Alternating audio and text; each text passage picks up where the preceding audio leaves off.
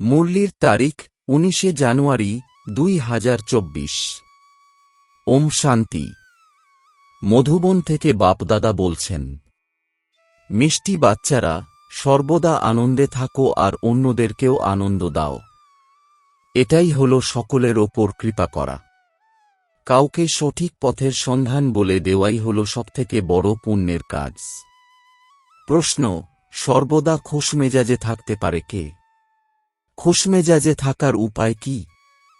উত্তর, যে জ্ঞানের ক্ষেত্রে খুব সুপ্তু, যে গল্পের মতো করে ড্রামাকে বুঝেছে এবং মননচিন্তন করে, সেই সর্বদা খুশিতে থাকতে পারবে। খুশিতে থাকার জন্য সর্বদা বাবার শ্রীমত অনুসারে চলতে থাকো। নিজেকে আত্মারূপে নিশ্চয় করো এবং বাবা যেগুলো বোঝান সেগুলো খুব ভালো করে মন্থন করো। বিচার সাগর মন্থন করতে করতে মেজাজ খুশিতে ভরপুর হয়ে যাবে। ওম শান্তি। আত্মাদের পিতা তাঁর আত্মারূপী বাচ্চাদের সাথে আন্তরিক বার্তালাপ অর্থাৎ রুহরিহান করছেন।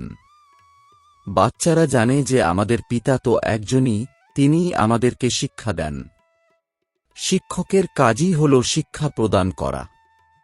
গুরুর কাজ হল জীবনের লক্ষ্য বলে দেওয়া। বাচ্চারা সেই লক্ষ্যকে বুঝতে পেরেছে। মুক্তি জীবন মুক্তি প্রাপ্তির জন্য স্মরণের যাত্রা করা অত্যাবশ্যক। দুটোই খুব সহজ। 84 জন্মের চক্র বুদ্ধিতে আবর্তিত হয়। এটা স্মরণে রাখতে হবে যে এখন আমাদের 84 জন্মের চক্র সম্পূর্ণ হয়েছে, এখন ফেরত যেতে হবে। কিন্তু পাপ আত্মারা তো মুক্তি জীবন মুক্তিতে যেতে পারবে না। এইরকমভাবে বিচার সাগর মন্থন করতে হবে। যে করবে সে ফল পাবে। সে নিজেও খুশিতে থাকবে আর অন্যকেও খুশিতে রাখবে। অন্যদেরকে রাস্তা বলে দিয়ে তাদের কল্যাণ করতে হবে। তোমরা বাচ্চারা জানো যে এটা হল পুরুষোত্তম সঙ্গমযুগ। এই কথাটা কারো কারো মনে থাকে, কারো কারো থাকে না, ভুলে যায়। এই কথাটা মনে থাকলেই খুশির পারদ ঊর্ধ্বমুখী হবে। বাবা, শিক্ষক এবং সদ্গুরু রূপে মনে থাকলেও খুশির পারদ ঊর্ধ্বমুখী হবে। কিন্তু চলতে চলতে অনেক দ্বিধাদ্বন্দ্ব এসে যায়। যেমন পাহাড়ে চড়ার সময় ওপরে নিচে করে উঠতে হয়, বাচ্চাদেরও সেইরকম অবস্থা হয়।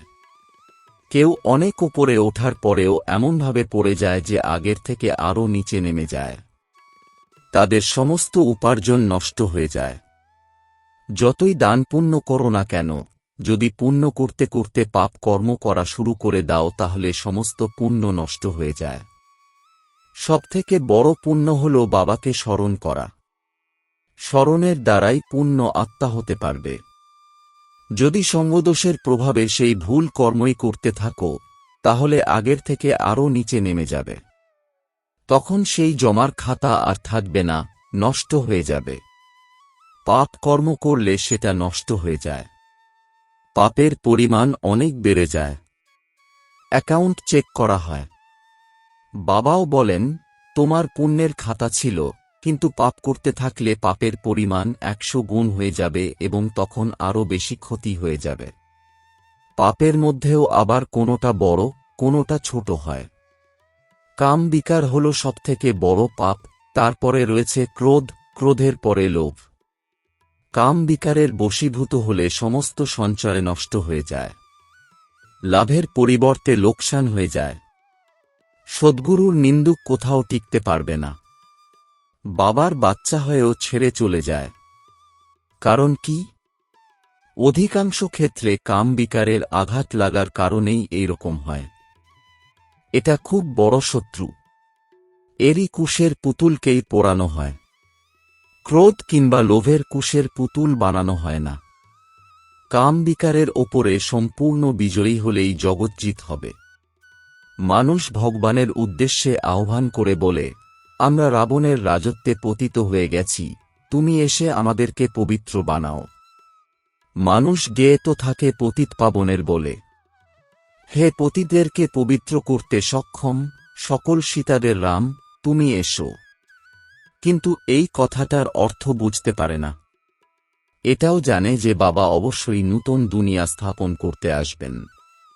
কিন্তু অনেকটা সময় দিয়ে দেওয়ার কারণে মানুষ ঘন অন্ধকারে ডুবে গেছে। জ্ঞান আর অজ্ঞান রয়েছে না। ভক্তি হল অজ্ঞানতা। যার পূজা করে তার সম্বন্ধে কিছুই জানে না, তাহলে তার কাছে পৌঁছাবে কিভাবে? তাই এত দান পুণ্য সব নিষ্ফল হয়ে যায়। হয়তো অল্পকালের জন্য কাকবিষ্ঠাসম সুখ পাওয়া যায়, কিন্তু বাকিটা কেবল দুঃখ আর দুঃখ। বাবা এখন বলছেন, তুমি যদি কেবল আমাকেই স্মরণ করো তাহলে তোমার সকল দুঃখ দূর হয়ে যাবে। তাই চেক করতে হবে যে আমি কতটা বাবাকে স্মরণ করি, যাতে পুরাতন হিসাব সমাপ্ত হয়ে নতুন হিসাব জমা হবে। কেউ কেউ তো কিছুই জমা করে না, সবকিছু স্মরণের ওপরেই নির্ভরশীল।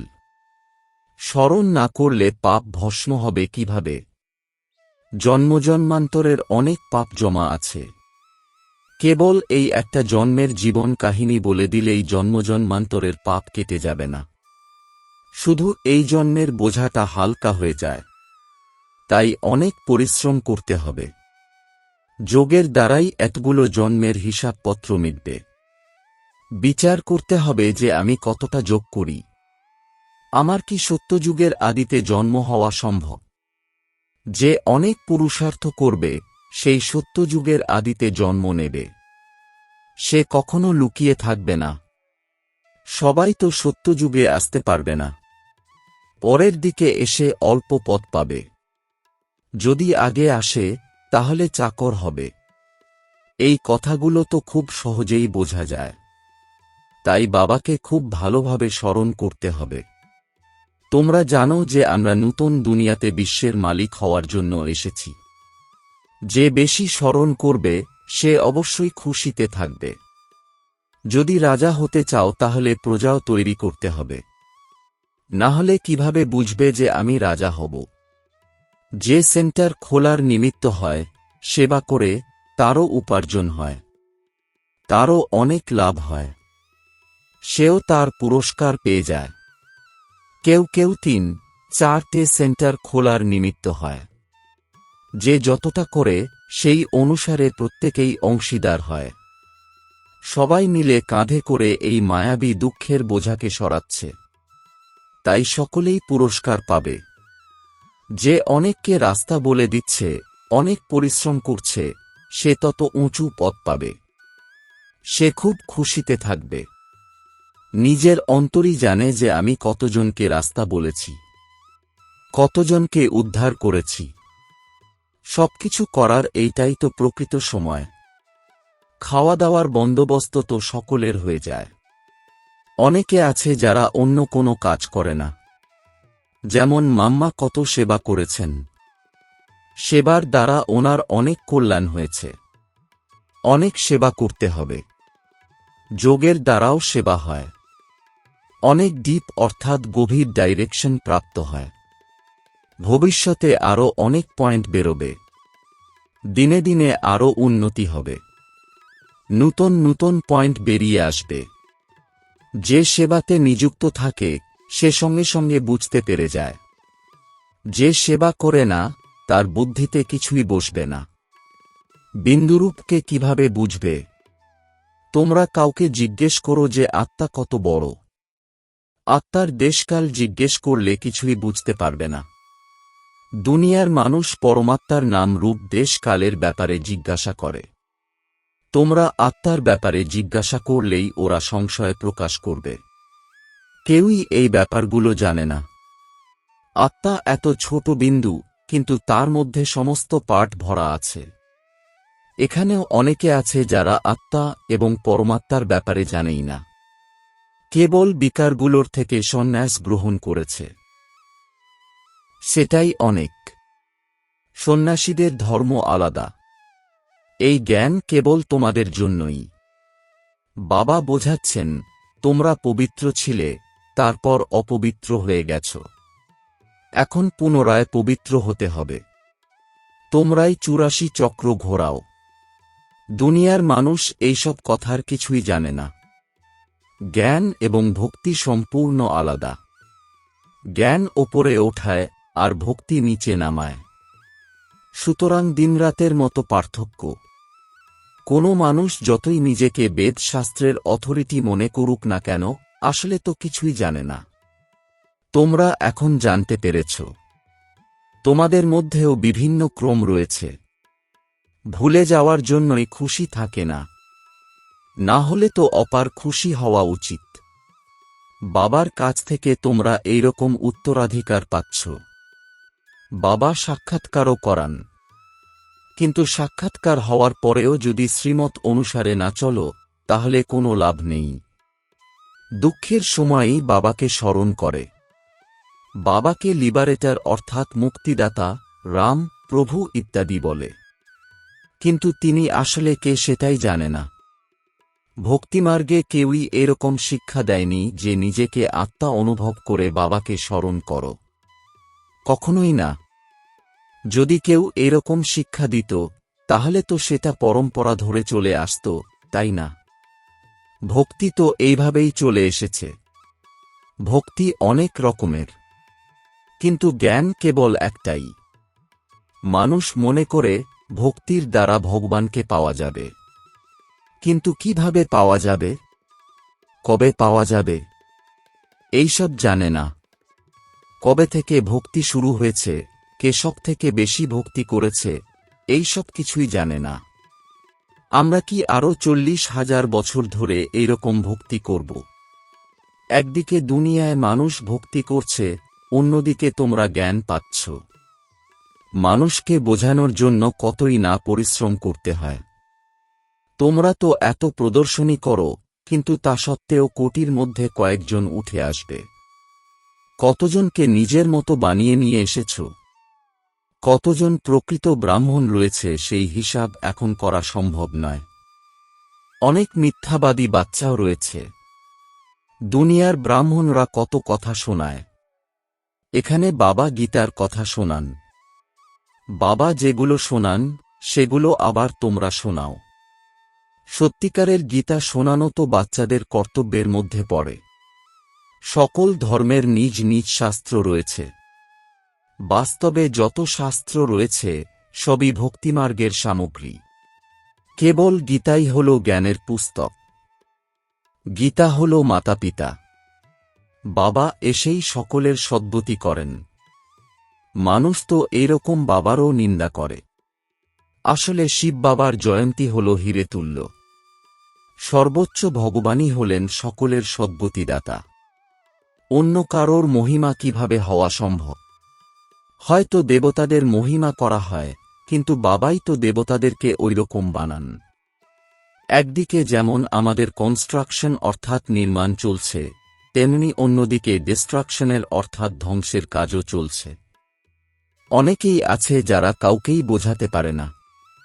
তারা স্থূল সেবা করুক। মিলিটারিতে সবরকম কাজের লোক থাকে। যে অশিক্ষিত, তাকে একজন শিক্ষিত ব্যক্তির সামনে অবশ্যই মাথা নোয়াতে হবে। মাম্মা বাবা যা কিছু করেন, সেটা দেখে শেখো। তোমরাও বুঝতে পারো যে কারা কারা অনন্য বাচ্চা। বাবাকে জিজ্ঞেস করলেও বাবা বলে দেবেন যে অমুককে ফলো করো। যে নিজে সার্ভিসেবল নয়, সে অন্যকে কিভাবে শেখাবে? সে তো আরও সময় নষ্ট করবে। বাবা বোঝাচ্ছেন, যদি নিজের উন্নতি করতে চাও, তাহলে সেটা এখানেই করতে পারো। আমরা কিভাবে 84 জন্ম নিয়েছি, তার ছবি তো রাখাই আছে। যদি নিজে বুঝতে পেরেছ, তাহলে অন্যকেও বোঝাও।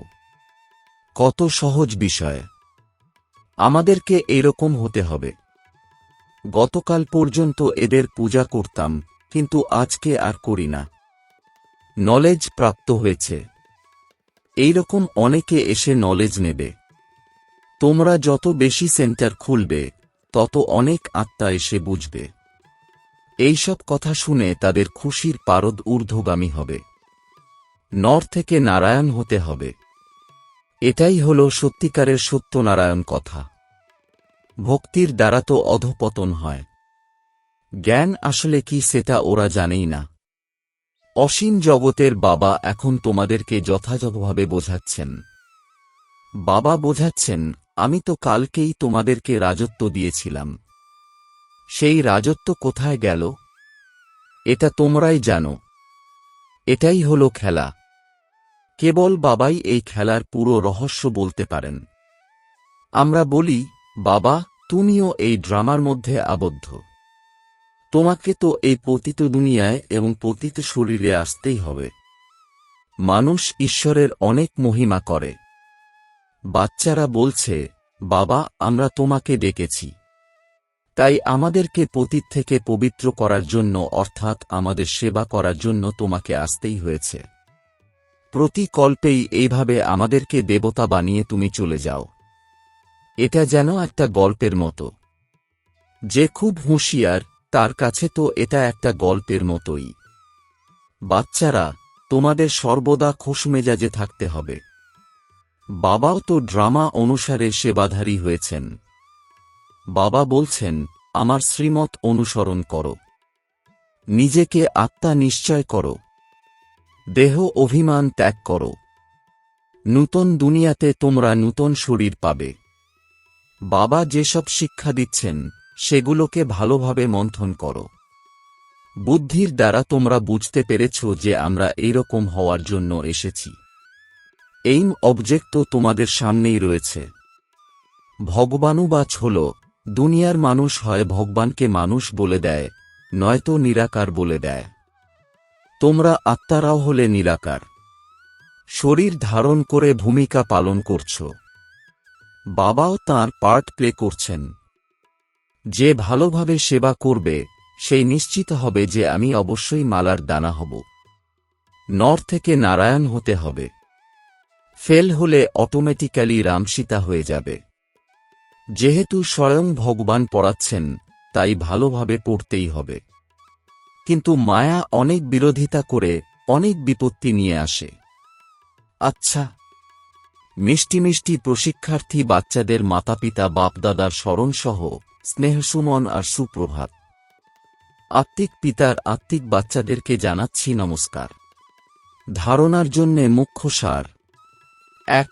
বিচার সাগর মন্থন করে অসীম খুশিতে থাকতে হবে। অন্যদেরকেও রাস্তা বলে দিয়ে তাদের কল্যাণ করতে হবে। সঙ্গদোষের প্রভাবে প্রভাবিত হয়ে কোনো খারাপ কর্ম করা উচিত নয়। ২. মায়ার দুঃখের বোঝাকে সরানোর জন্য মিলিতভাবে প্রচেষ্টা করতে হবে। সেন্টার খোলার মাধ্যমে অনেকের কল্যাণের নিমিত্ত হতে হবে। বরদান: নিজের বাণীর ভ্যালুকে বুঝে তার ইকোনমি করে মহান আত্মা ভব। এর বিস্তার যেমন মহান আত্মাদের ক্ষেত্রে বলা হয়, সত্য বচন মহারাজ, সেইরকমই তোমাদের বাণীও সদা সত্য বচন, অর্থাৎ কোনো না কোনো প্রাপ্তি করানোর বচন হয়। ব্রাহ্মণদের মুখ থেকে কখনো কাউকে অভিশাপ দেওয়ার কথা নির্গত হওয়া উচিত নয়। সেই জন্যই যুক্তিযুক্ত কথা বলো আর কাজের কথা বলো। কথার ভ্যালু বোঝো। শুভ শব্দ, সুখ প্রদানকারী শব্দ উচ্চারণ করো। হাসি ঠাট্টার কথা বলো না, বাণীর ইকোনমি করো, তবে মহান আত্মা হয়ে উঠবে। স্লোগান: যদি শ্রীমতের হাত সদা সাথে থাকে, তাহলে সমগ্র যুগ হাতে হাত দিয়ে চলতে থাকবে। ওম শান্তি।